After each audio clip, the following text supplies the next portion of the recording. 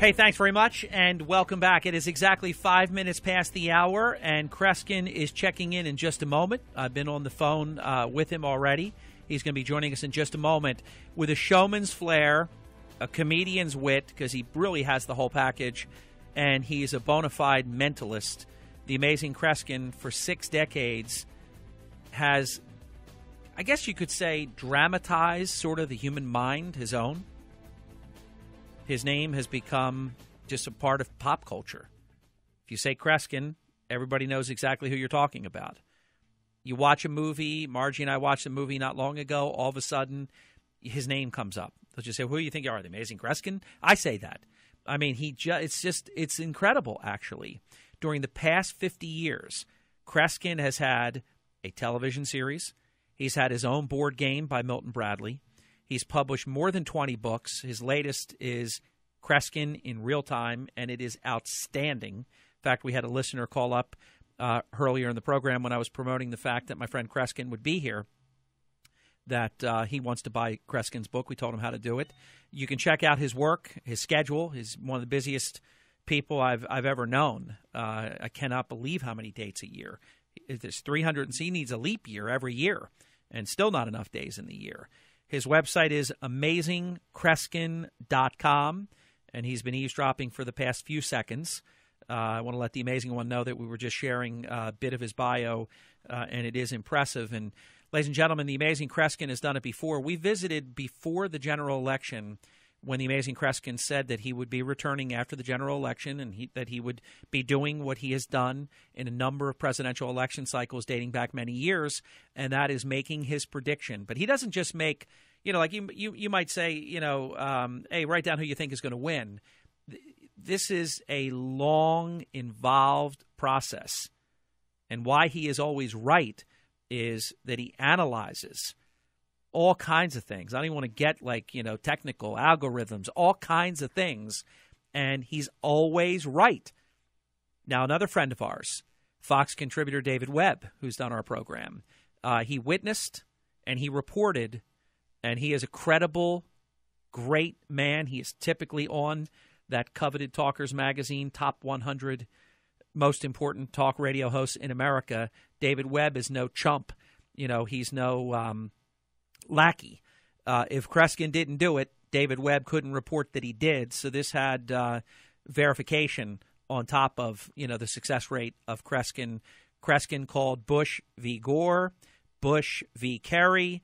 I mean, Obama beating McCain, Obama beating Romney, Trump defeating Hillary Clinton, which other than – see, I want to say that I'm sort of like a protege of the amazing Kreskin without the talent.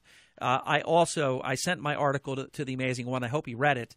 But I also predicted that Donald Trump would become the 45th president of the United States. Ladies and gentlemen, joining us right here, right now, the amazing Kreskin. Harry, how are you? Very well, very well. I want to tell all the listeners, because Harry and I really have bonded together, and there's more to the whole picture. Of course, we've talked about your brother. Is it a twin brother, Harry? That's right.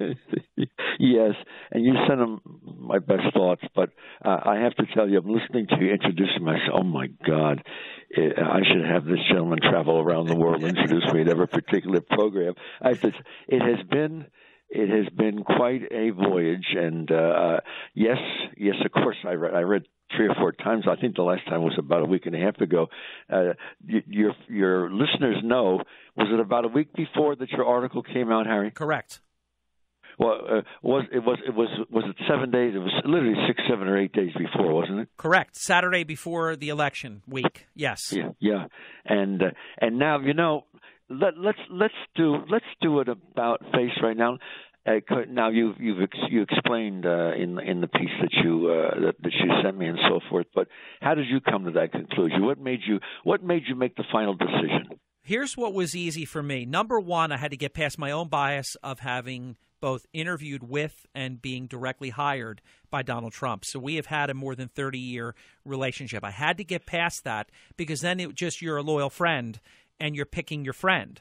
I went to the most dispassionate, way of going about it. I don't have your powers of being a mentalist, so I have to look at what has worked in every election. I went to 5 different, what I call inanimate predictors, and they have been right for anywhere from the entire existence of our country to the last 50 to 100 years.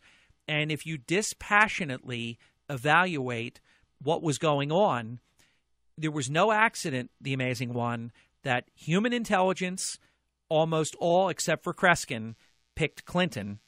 Artificial intelligence, as I called it, picked Trump.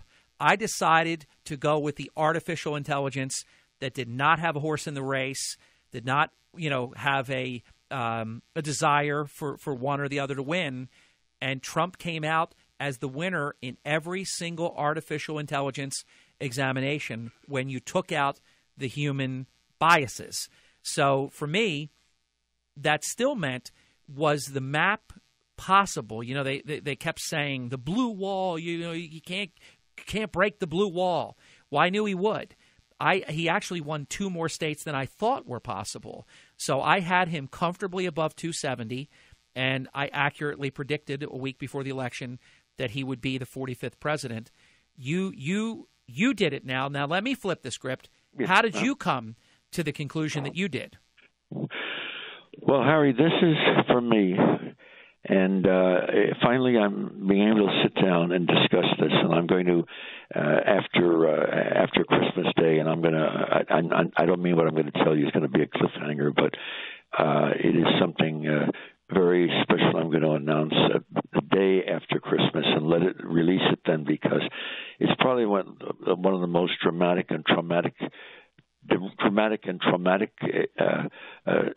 experiences of my entire life.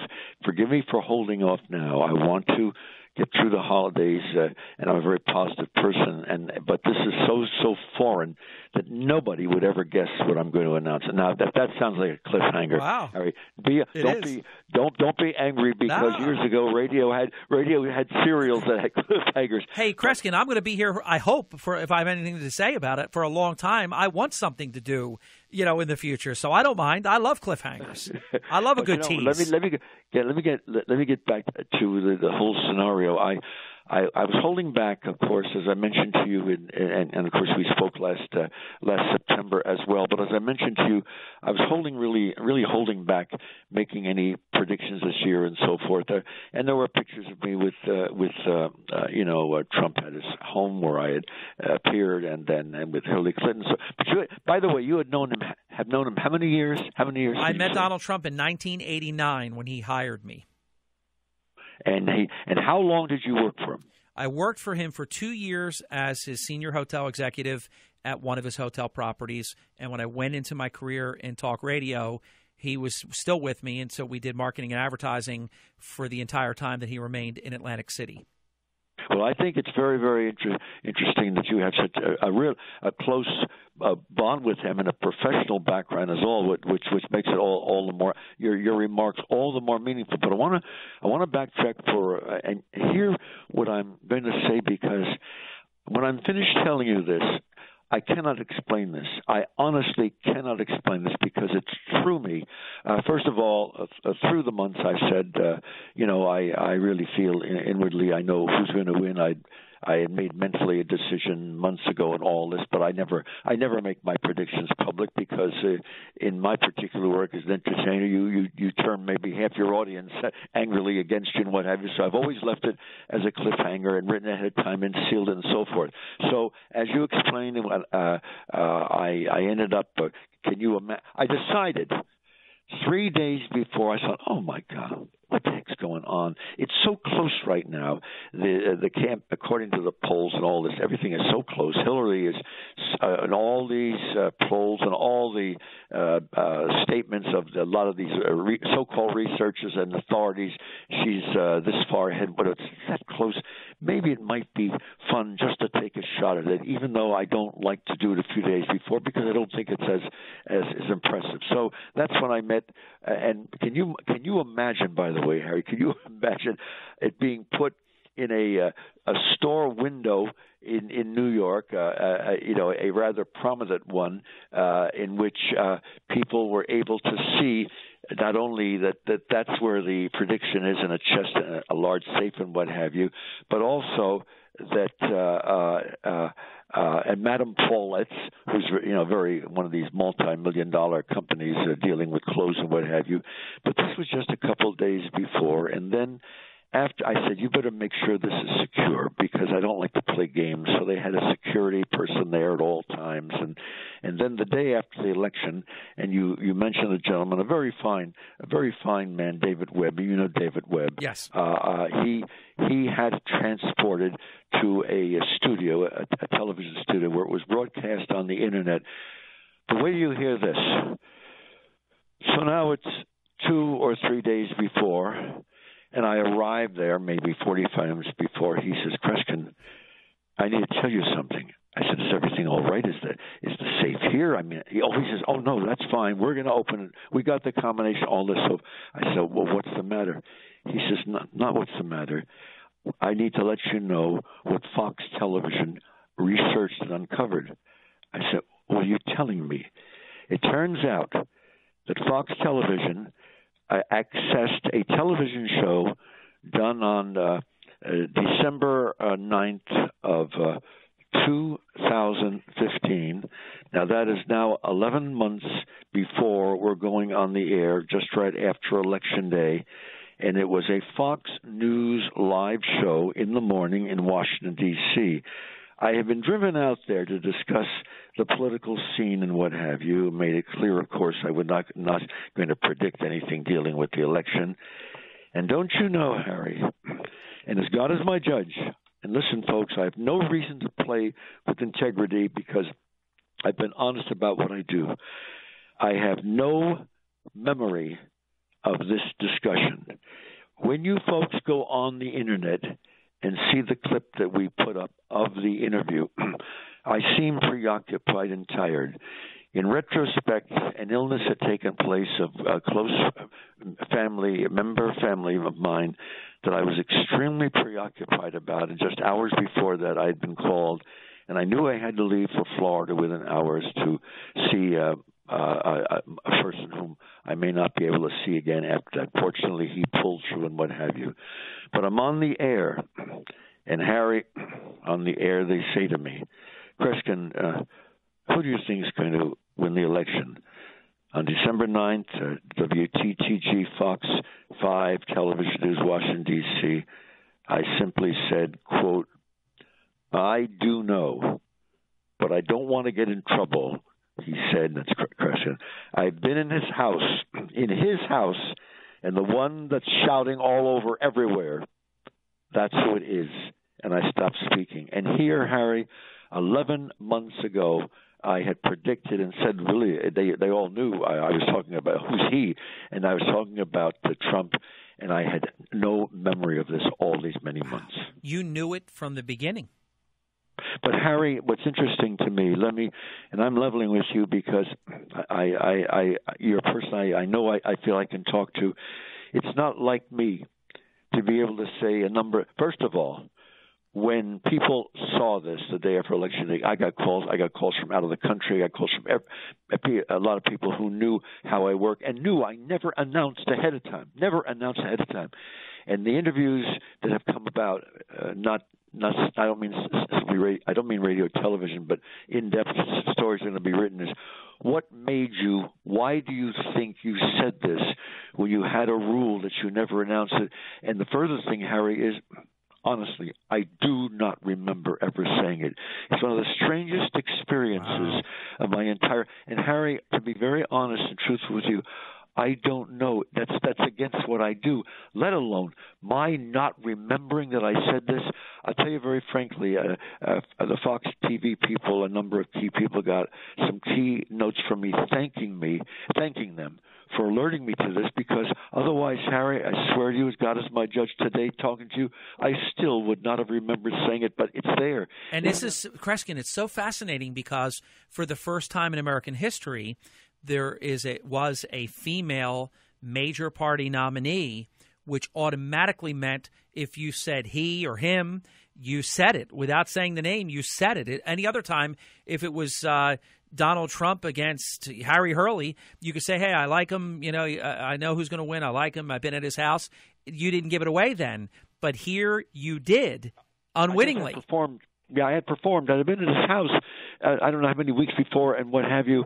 And you know, and of course, and we know. And I knew how I knew how he's going to campaign with an energy and shouting and what have you. But Harry, I'll tell you something. As my career goes on, you and I've discussed it, and I'm always excited in talking to you. It's really literally been like an adventure. I have to tell you something. Do you have a few minutes to talk more, Harry? Absolutely, yeah. We're going to go to the bottom of the hour if you'll stay. How many minutes do we have? How many minutes is that? Would you say? We have 9 minutes. To the bottom of the hour? Yes. Let's stay. Is it all right? Yes. You just let me know. Yep. Harry, did I hint to you, because I've discussed this in very few at times, about a Carson situation that's never been made public? Have I ever said this to you? I don't think so, have I? No. Well, you're amongst the first to be aware. I'm not going to reveal what it is, but you're amongst the first, and your listeners are amongst the first to be hinted about this, because we're negotiating and we're looking for the right source. And let me just put pieces together in this way. You know, I did 88 shows with Carson. I won't go into that now. The legitimate list says 61, but we won't go into it. Carson was extremely bitter, very bitter, because, as the public doesn't know in general, NBC erased the first 2 years of all his shows, which infuriated him. But in the early days, as you know, of broadcasting, they didn't put value to shows. We know that, and a lot of things were gone by the wayside and what have you.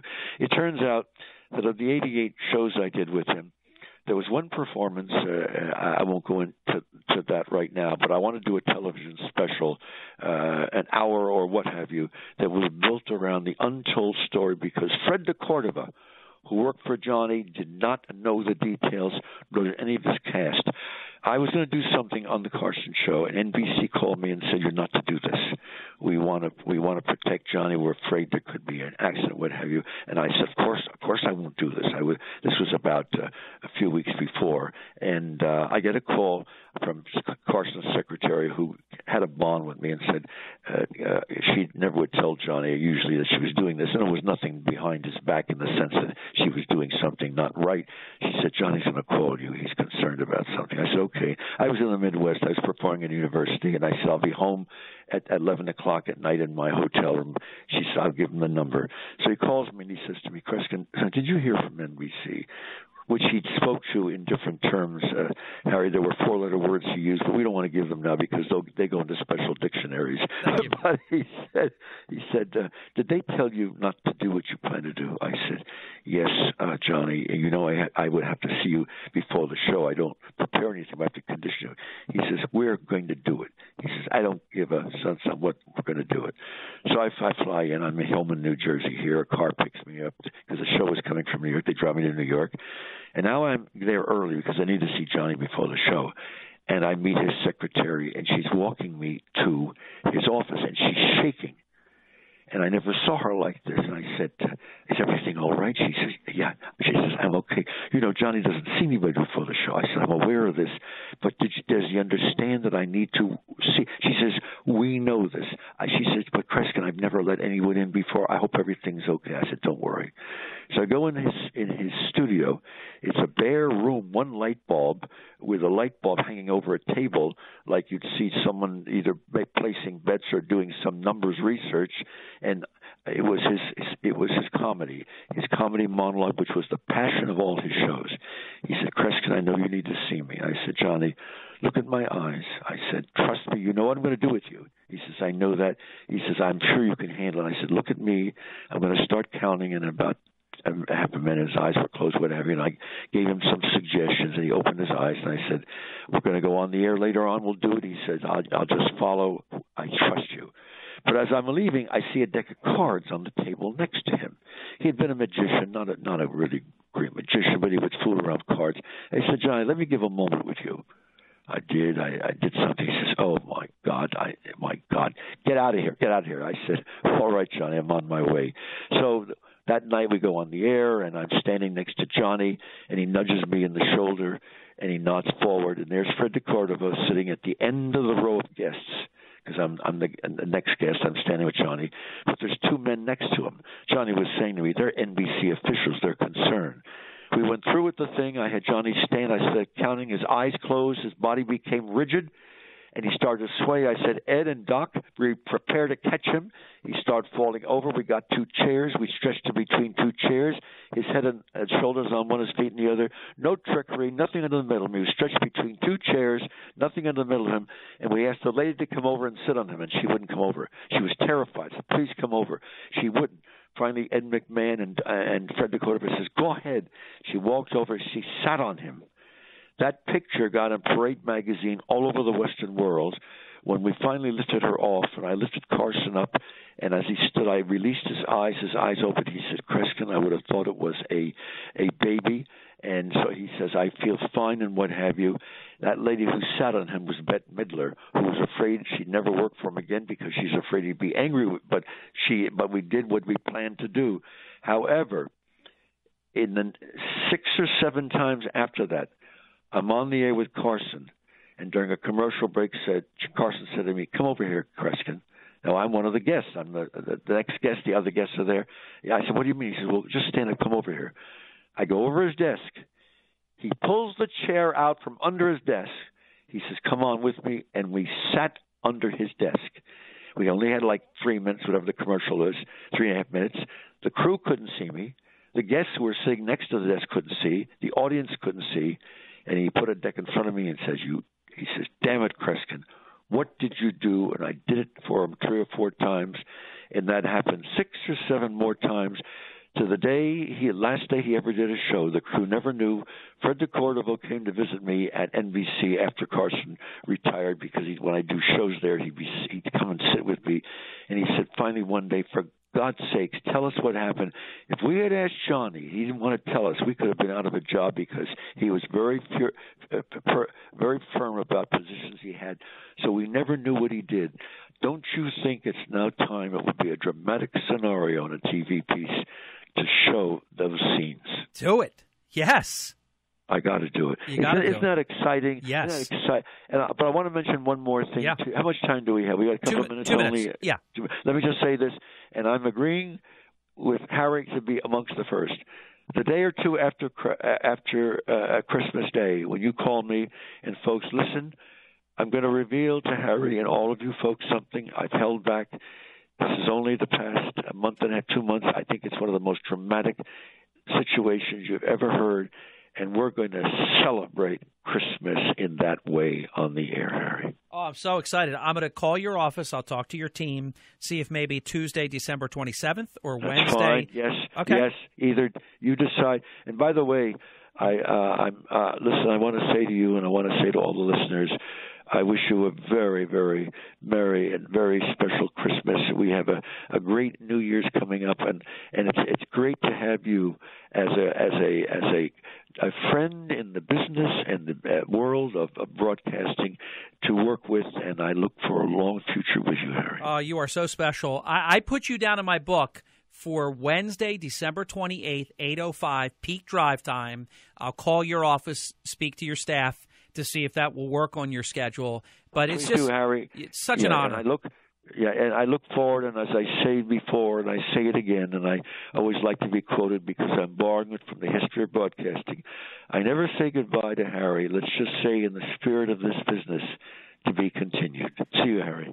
Thank you, sir. Hold on one second. I want to say goodbye off the air. When we come back, we will be joined by the Notive television executive producer, Peter Engel. We're going to be talking about one of his iconic sitcoms from the 1990s, Saved by the Bell, and that in just a few minutes. You've just been listening to the amazing Kreskin, and if all goes well, he'll be back on Wednesday, December 28th at 8:05, where he will finish the story that began here today. We'll be right back with Peter Engel.